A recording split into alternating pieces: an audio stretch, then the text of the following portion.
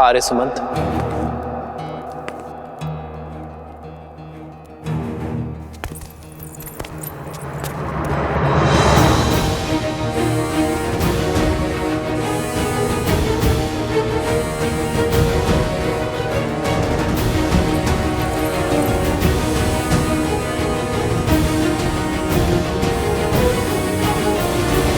ये स्त्रियां आप ही की पत्नियां हैं ना?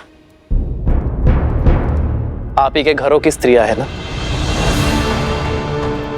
मैं आज तक यही सोचता था कि जिन परिवारों तक राज्य की शासन व्यवस्था और सुविधाएं नहीं पहुंची है, जो परिवार पिछड़ गए हैं, जो निर्धन है, केवल उन्हीं परिवारों में स्त्री और पुरुष के बीच भेदभाव की समस्या है। केवल वही स्त्रियों को सम्मान नहीं मिलता। परंतु जब मेरे कहने पर आर्य सुमंत ने सत्य का पता लगाया तो यह पता चला कि सबसे अधिक अज्ञानता और असमानता उच्च कहलाने वाले परिवारों में है। यदि समस्त अयोध्या पवित्र होने निकली है तो अयोध्या का कोना कोना पवित्र होगा।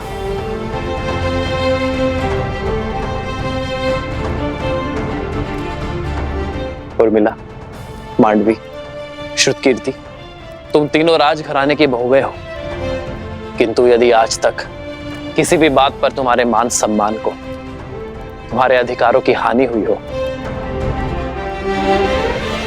तो तुम ध्वनि उठा सकती हो। इस रघुकुल में आना, रघुवंशियों का मान पाना तो हमारा सौभाग्य है। ये समाज हो या संसार, उसका विकास तभी संभव है जब स्त्री और पुरुष एक दूसरे का सम्मान करें, जब स्त्री और पुरुष एक दूसरे के बिना अधूरे समझे जाएं। सियावर रामचंद्र की जय! सियावर रामचंद्र की जय! सियावर रामचंद्र की जय!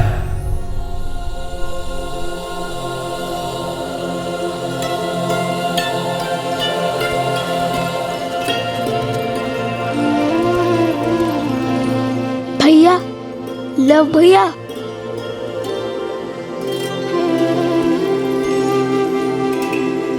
आज लव कुश ने अयोध्या की हर स्त्री को हर रूप से संगठित कर दिया।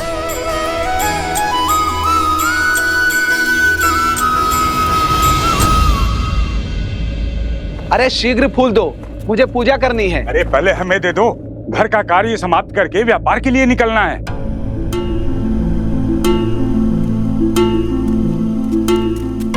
पिताश्री बहुत भूख लगी है। अरे सुनती हो? अरे मैं तो भूल ही गया।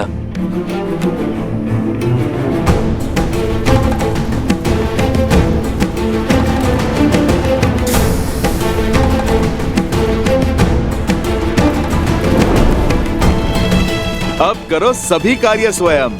प्रतिदिन स्त्रियां कितना कष्ट उठाती हैं। तुम लोगों को अब ज्ञान।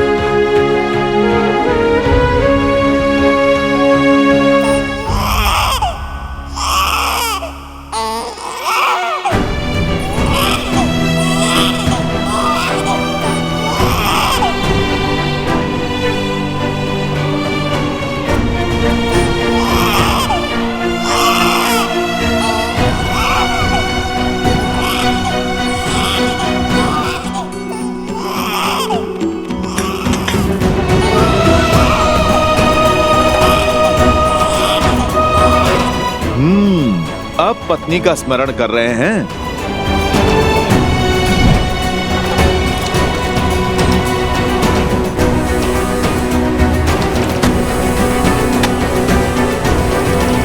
भूख लगी है पिताश्री।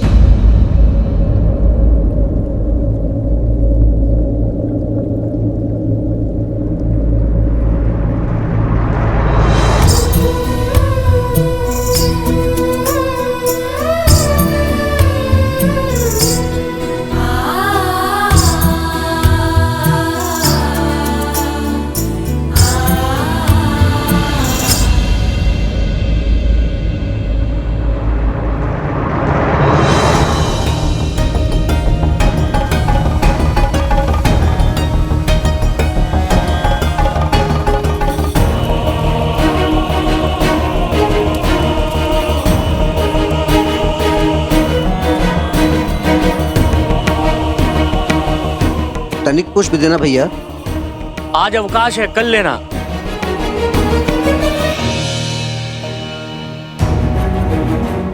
अरे मेरी दाल।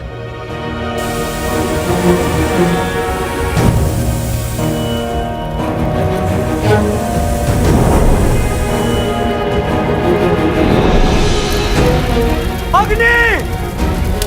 अग्नि!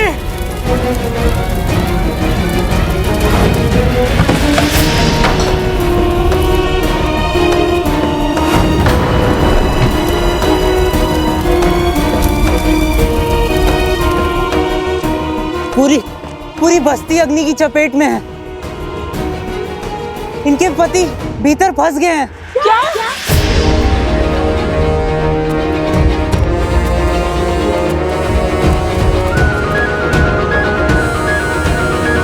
देखा भैया, जब बात परिवार पर आई तो ये कोमल और अबला कहलाने वाली स्त्रियां इतनी प्रचंड हो गई जैसे ये अपना घर नहीं संसार बचाने निकली हो, युद्ध करने आई हो। ये युद्ध ही तो है, मान का, सम्मान का, अधिकार का। और तुम देखना, हर बार की भांति इस बार भी यही जीतेंगी।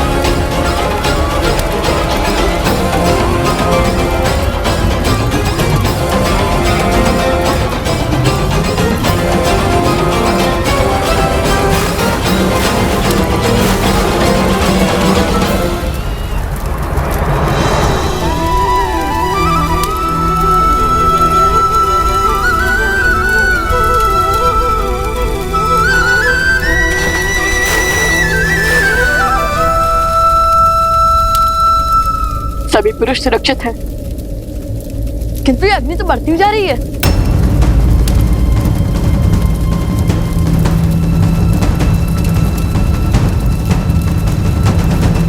जय श्री राम, जय श्री राम, जय श्री राम।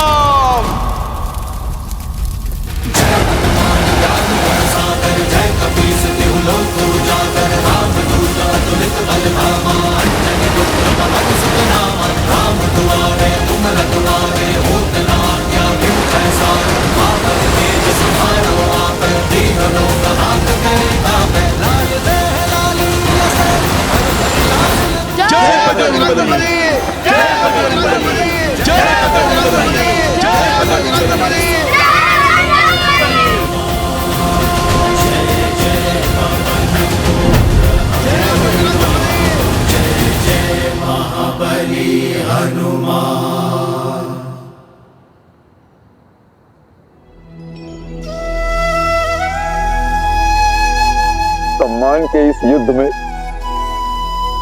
एक सत्य कहना चाहता हूं। अगर यही आंच इन स्त्रियों पर आई हुई होती तो इनमें से कोई भी खड़ा हुआ पुरुष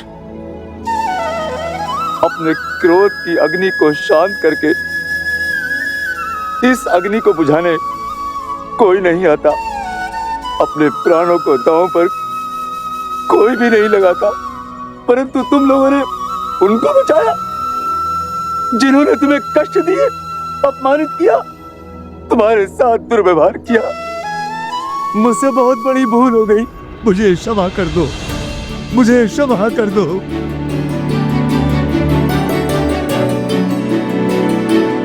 मुझे क्षमा कर दो, हमें क्षमा कर दो, क्षमा कर दो। नहीं नहीं, आपका स्थान यहाँ नहीं, हमारे हृदय में है। हमारा सिंदूर बनकर माथे पे चमकना है। आप तो हमारा बल है। आपको यूं निर्बल धरा पर हम नहीं देख सकते। हमें तो बस हाथ से सम्मान चाहिए, साथ चलने का अधिकार चाहिए।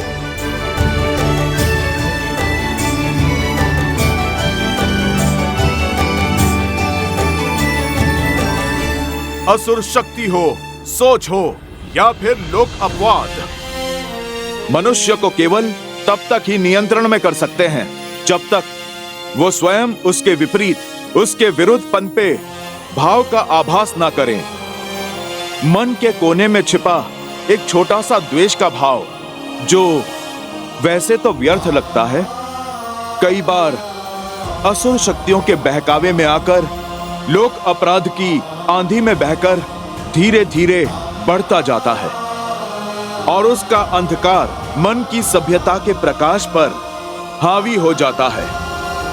आज लवकुश ने तुम सबको वो आभास करवाया जो स्त्रियां प्रतिदिन सहती हैं। उनकी योजना ने तुम्हारे भीतर छिपी भलाई को जगाया है और उस सुखता के प्रकाश ने तुम्हारे ऊपर छाए हुए अंधकार का अंत किया है।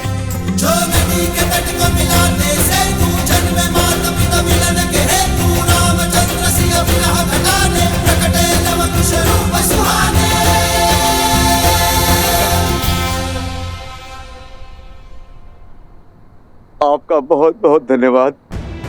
आप दोनों ने हमारी आंखें खोल दी। स्त्रियों के बिना पूरा दिन जीने का प्रयास किया और सोचा ये शर्त तो बड़ी सरलता के साथ जीत लेंगे, किंतु जब स्त्रियों के बिना जीवन जीना आरंभ किया तो समझा कि स्त्रियों के बिना जीवन जीना व्यर्थ है, असंभव है। मुझे क्षमा कर दीजिए, मुझे क्षमा कर दीजिए। इनके बिना हम अधूरे हैं और हमारा जीवन भी, और इस बात का आभास आप दोनों ने हमें दिलाया। आज से पूरी अयोध्या के पुरुष ये सौगंध खाते हैं कि जिस राम राज्य की परिकल्पना श्री राम ने की थी उसका पालन करेंगे। हम उसका पालन करेंगे। हम उसका पालन करेंगे। देखो स्वराज अब आया है।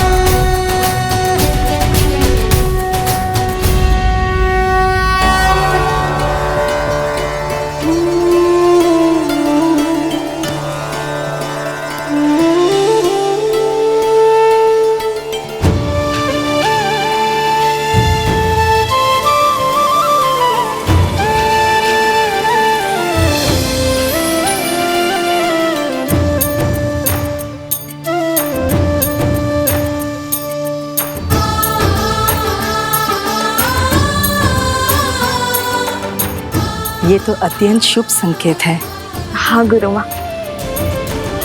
लगता है लवकुश अपने लक्ष्य में सफल हो रहे हैं। तभी तो एक के बाद एक ऐसी सुखद अनुभूतियां और ऐसे शुभ संकेत मिल रहे हैं।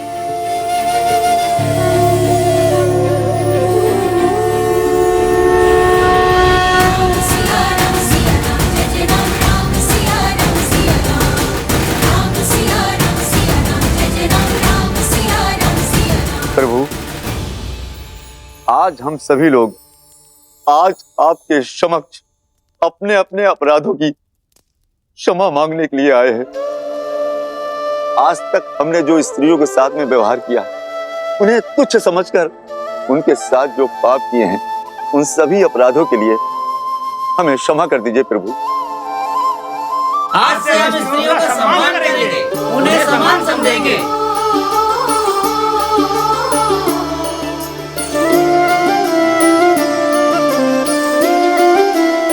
शीघ्र ही समय आएगा जब अयोध्या से हर मलिनता नष्ट हो जाएगी, जब हमारी संतान के लिए यहाँ आना शुभ होगा।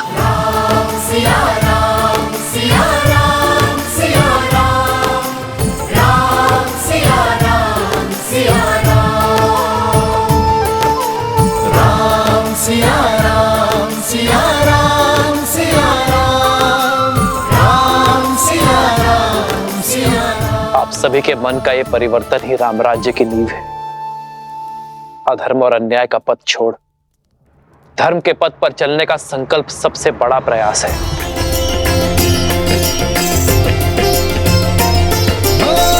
मंगल भवन मंगल हारी, द्रवहु सुदशरथ अजर बिहारी।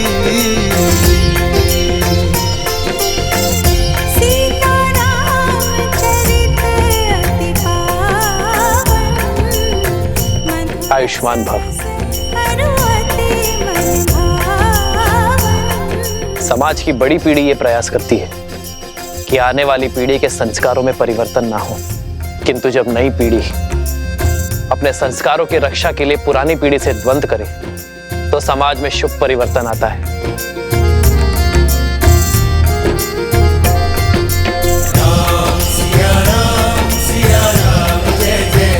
मैं तुमसे गर्वित हूं लवकुश कि आने वाली अयोध्या की नई पीढ़ी के नायक तुम जैसे बालक हो,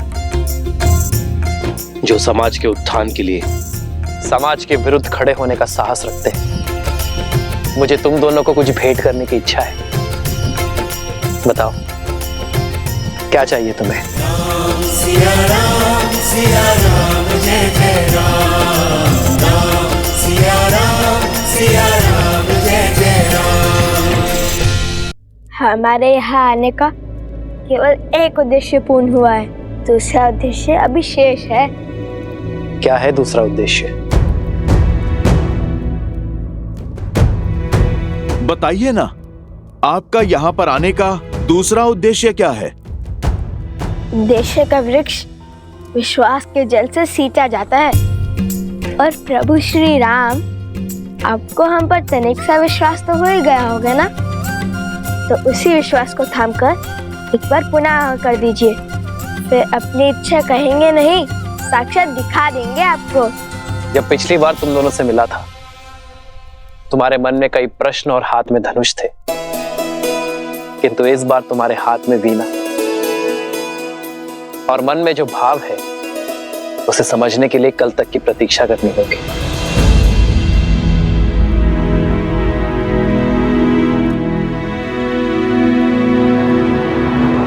मेरी आज्ञा है।